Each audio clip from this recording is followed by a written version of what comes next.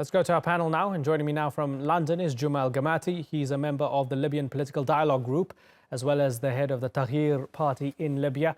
From Tripoli, we have Salah al Bakoush. He's an advisor to the High Council of States negotiation team, a parliamentary body of Libya's Government of National Accord. Also, we have Libyan academic and journalist Mustafa Fetouri, and with me here in the studio is Abdulkader Assad. He's a senior writer at the Libya Observer. Gentlemen, I thank you all for joining us. If I can ask you at the very beginning to keep your answers as brief as possible so everybody can have a say over the next 20 minutes or so. Let me start with you, Guma el Gamaty. How does it feel that 7 years after the revolution, that Saif al Gaddafi can actually be considering running for president? What does that say about your country? Well, first of all, every Libyan citizen has the right to stand for elections once they become a reality. But let me start by very quick 3 points. The first point is we don't have any presidential elections imminent yet. There is still an argument and there is still a big debate whether we are going to have elections before we approve a draft constitution on the table or after. The majority of the public opinion from the debate is that they prefer that we have presidential elections after we approve a draft constitution being offered on the table today, because elections before a constitution just means another transitional period and just prolonging this long and traumatic transitional period. Secondly, yesterday the brigade or the militia which was holding Saif al Gaddafi in Zintan issued a statement through their official social media site saying that Saif al-Islam said he has never authorized anybody to speak on his behalf or to say that he wants to stand for election. Thirdly, Saif al-Islam has a big judicial and legal obstacle. He has been indicted by a Libyan court in July 2015 for crimes against the Libyan public. And I think any constitution or any election law coming up near or medium future will probably state that anybody who has a criminal record cannot stand for elections. Finally, I think it will be an insult to all the hundreds and thousands of Libyans who stood up against Saif al-Islam's father's regime, thousands who sacrificed their blood and their lives to actually go back to the same family who ruled Libya for 42 years and gave us tyranny and despotism and misery and squandered trillions of Libyans' money. Mustafa Fetouri, would it be an insult to all those people, all the sacrifices made? They overthrew this family, not just Muammar Gaddafi, they overthrew the family, and now, reportedly, the son wants to run for president. Is it throwing dirt in the face of the Libyan people? I think it's the right for Libyans to run for elections and contest elections as long as they fit the criteria required for that. That's one thing. The second thing, your original question was what it says about Libyan people or about the country if Saif al-Islam runs for the elections whenever they are held. I think it says a simple, quite simple things. One is that what happened in 2011 was not a full revolution, it was something else. Second, whatever happened, if we just agree to call it a revolution, in this case, for the sake of it, then the role played by foreign countries, especially the military intervention by NATO, made it something totally different and totally un-Libyan, completely un-Libyan. Third, when it comes to Saif al-Islam, just like anybody else, many of those people who have been accused of crimes before 2011 and either captured or they are still away at large, abroad or inside the country, many of them who has no bloods in their hands have benefited from the general amnesty law, which was passed by the sitting legal elected Libyan parliament in Tobruk about 2 years ago, and he is one of those people. Okay, Abdulkader Assad here in studio. Which one of the two gentlemen are you leaning more towards? Actually, if we're talking about Saif al Gaddafi and he's running for president, first of all, we have to know if he's alive or not. Nobody has seen it, nobody knows where he is. So today, the brigade, as Mr. Gamaty said, who's holding Saif Gaddafi, said he didn't authorize anybody to speak of his name. So we don't know anything about Saif al-Islam since he was captured. Second, he is sentenced. In 2015, he's sentenced in Tripoli court. He's sentenced to death by a firing squad. He's not only wanted by the ICC, he's wanted in Tripoli. So let's talk about the popularity of Saif al-Islam. He is the son of Muammar Gaddafi. He was standing with his father in, let's say, 8 months of the revolution, and he was vowing to do this and that to the Libyan people. I don't think there is an acceptance of the name of Gaddafi, the Gaddafi family, acceptance of this in Libya. This is a popularity. Politically speaking, he doesn't know anything about ruling a country. Libya now is not Libya what it used to be in his father's reign. Libya now, there is illegal immigration. There is a lot of a problem. There is borders are open. There is division. So he wouldn't know what to do. He doesn't know anything about what is happening, going on in Libya. Okay, Salah al Bakoush, let's accept the premise just for a second, if you don't mind. I know there's a lot of doubt as to whether he is actually running, but let's accept the premise for a second that this statement was true and verifiable, right? That it's possible that Saif al-Islam Gaddafi might run for president when those elections happen. Tell me what you think that means and what that says about Libya in the year 2018. Yes, setting aside Mr. Fetouri's war of semantics about whether it was a revolution, uprising, intifada, or whatever you want to call it, I think it says a great deal about what happened on 17 February 2011. It says that we are into a democratic change that allows somebody like Saif to think he can run and think he can win. This is the same Saif al-Islam who embodies his father's legacy, which passed a law 71 in 1972, which makes association of any kind, political or otherwise, punishable by death, whose slogan or mantra that says that representative democracy is a sham, and Mr. Fetouri knows that. It was all over Tripoli on billboards. So I think it says a great deal about the revolution and its potential for a democratic change. Other than that, I think we have to be careful on what Saif al-Gaddafi represents and what his chances are, and we can talk about that, I guess, as the program goes along. Okay, so Mustafa Fetouri, if true, he'd be running in a process that was not allowed under his father's regime. Isn't that ironic? Well, it might be, but those are the rules of the game. The rules of the game have changed since 2011. And if this is what the international community, plus the Libyans as well as the Libyan people, what they want for Libya, or that's how they see the future of Libya, well, let it be. What is the problem with that? By the way, I am not associated with Saif in any way, not before 2011, not after 2011, but I know one thing about him publicly, at least he stated it publicly many times, the fact that he doesn't believe in the existing system under his father very much, really, prior to 2011. And he was very much pro-elections. But he was the face of the system during the revolution, media interview. Sir, but during the revolution, right? Or you don't want to call it a revolution?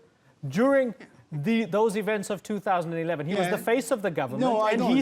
He said, listen, this country will devolve into chaos unless my father stays in charge. That sounds like a very strong endorsement of his father and the system, doesn't it? It doesn't sound as if he's somebody who was looking for change.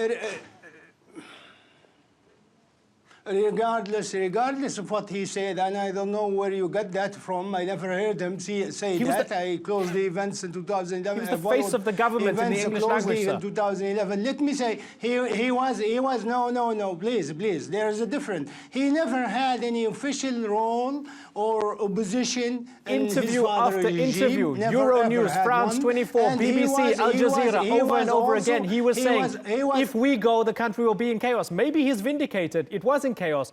But you're saying the man wanted democratic change. He was defending his father's regime. That's his opinion. No, I mean, Okay, that's his opinion. That's his opinion, and I guess he's entitled to his opinion. And by the way, if you want to follow closely what he said and verify that, every single thing, every single doomsday thing, actually he predicted in 2011, in February 2011, we have seen it in Libya thoroughly and completely. Okay. From the interesting point. Let me take that. down of the country, laws of sovereignty. Let me take what you said and pose. Okay, good point. Interesting point. So on and so forth. There's a point there. There's a point there. Let me pose it to Guma el Gamaty.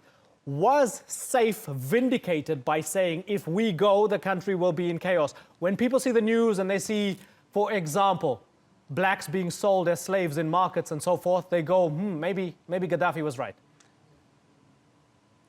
Well, first of all, a very small correction. Not just that. I mean, the burning of oil, the destruction of the Mustafa, airport. give Guma el Gamaty a chance. Go ahead, Mr. Gamaty. Okay, sure. First of all, sure. a very small correction. I'm sorry. Okay. First of all, a very small correction to one of your guests who said that the amnesty law passed by the House of Representatives in Tobruk actually gives him the right, and it totally gives him an amnesty. That amnesty law has a clause where those who have criminal records, who have been indicted by a court, are actually excluded. They are not included in that amnesty. So we still have the obstacle or the reality that Saif al-Islam has to go back to that high court in Tripoli and actually attempt to reverse his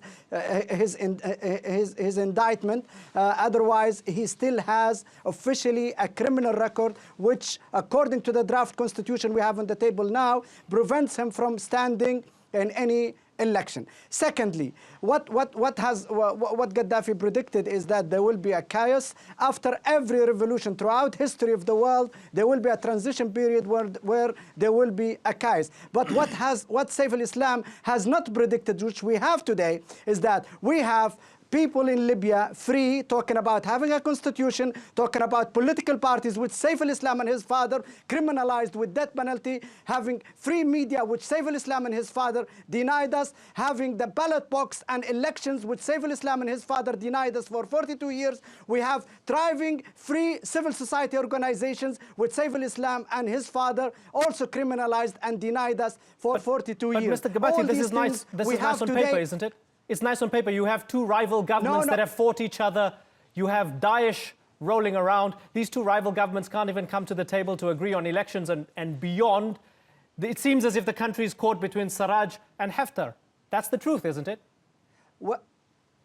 What we are heading for, yes, we have divisions, we have political differences, but we are coming together. There are lots of things going on. There are attempts to unite the army. There are attempts, the municipalities, 107 municipalities directly elected by the people. We never had that under Gaddafi's rule for 42 years. They have met in Tripoli. People who are under Haftar control came to Tripoli and recognized that Tripoli is the capital, that the GNA is the legitimate government, and they met with all the other municipalities. We have a draft constitution on the table. The Libyans are debating when are we going to have a referendum on that constitution. Where we are heading, sooner or later, Libya will be stabilized, and we will have that constitution, and we will start state building and democratization, proper democratization, which we've never had under the Gaddafi regime. So it's not all doom. Yeah. Yes, okay, that's very hopeful. It is difficult, but we are getting there. Okay, Salah al Bakoush, how realistic is it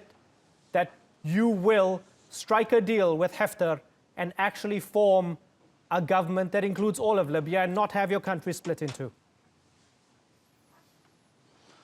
Well, look, there is no striking a deal with Haftar. There is no way that the Libyan revolution will end up the same way that the Egyptian revolution ended up. Haftar is, after all, a military man, illegal. Nobody in the world admits or accepts that Haftar's militia is the legitimate army, or otherwise they would have they wouldn't be sneaking arms and he to has Egypt helped by way defeat of Daesh in certain parts of the country. He has tremendous influence in the east of the country. This is a reality, right? The opinion of the government is illegal, but it's a reality that he's influential. That may be the reality from the comfortable couches in Istanbul. But the fact is that Haftar's influence is on the wane. You can see the fights in Benghazi, the closing of streets, the killing of people, bodies thrown in the street, and he is now taken out Abu Hamada, the leader of the Sa'iqa brigades, so he can leave the room for his son's military units, and he's having a hard time in the east. So really, what Haftar has reached the end of his rise, and that's why the Emirates now is pushing Arif al-Nayr. Okay, let me ask a political phase. Okay, you've made some interesting and strong claims about Haftar. This is the most strong claims I've ever heard from the other perspective on Haftar. Usually it's Haftar, we have to be careful, he's very strong. This is extraordinary to me. Abdulkader Assad, I saw you shaking your head in disagreement. Tell me why. Actually, Mr. Salah al Bakoush is talking about Haftar and no way to strike an agreement with Haftar. Today and yesterday, actually, there were meetings in Cairo, and there were military leaders from West and East and every part of Libya. And actually, leaks from those meetings say that there are agreements to impose Haftar as the chief in command, the commander-in-chief. So actually, there are representatives from a Siraj government, the GNA, and there are representative Abdulrazak al-Naduri. He's a representative and the chief commander for Haftar's army, so-called army. So actually, there are things happening from under the table that are not being publicized. Right. So the GNA is really in talks with Haftar. That's okay. What I see. Okay, that's so what Salah I see. al Bakoush, you're talking to him, you respect him, you recognize his power, so why are you denying this in the interview here? The reality is you're talking to him because you recognize him as influential. No, wait a minute.